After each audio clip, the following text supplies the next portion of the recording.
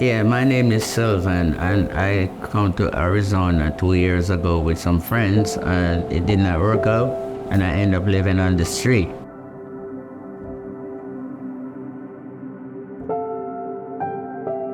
When I met Sylvan, he was living in his van. He definitely was not at his best.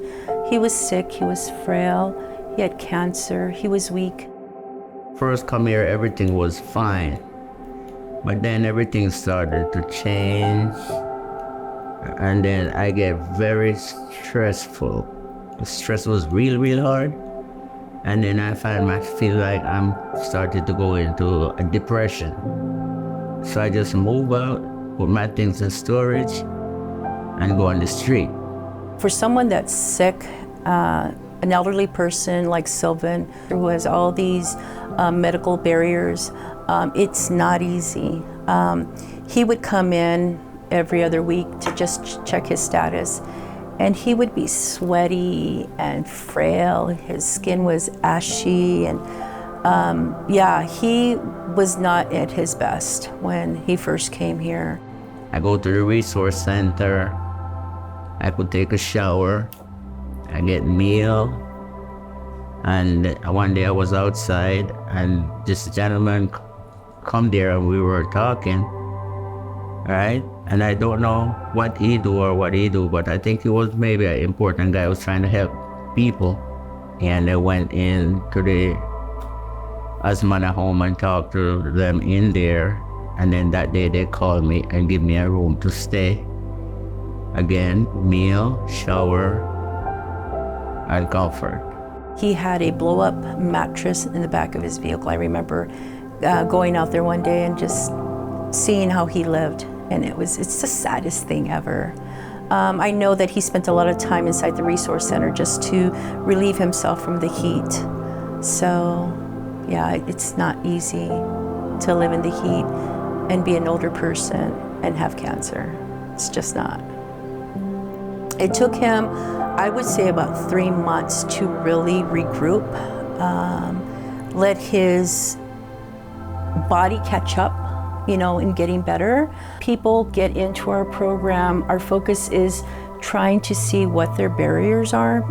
Some have no barriers and some have a lot of barriers. So we design what's called an individual service plan with each resident, because each resident is different. They walk through the door and they have their own story. What I see when people come here is hope. I see them not knowing what to expect. We actually care, we get involved, we help navigate through issues, whether it be mental health, whether it be a medical barrier, whether it be a financial barrier or evictions. We really get down and we help them navigate through that. I feel like there's a cloud removed from over me. I mean, there was a cloud there, but now I feel like the cloud is gone. He is 110% better than he was when he first got here. He came here, he conquered, he thrived, he succeeded. I hope my friend continued blessings for him and for him to bless us. I really hope that he continues to volunteer here, show up here.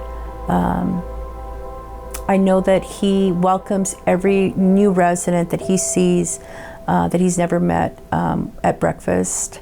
And he says, I used to be you. You can do this. He's like a goal, right?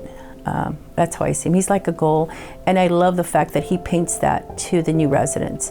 And then he still see his friends, and you could hear his friends asking him, how's the new place?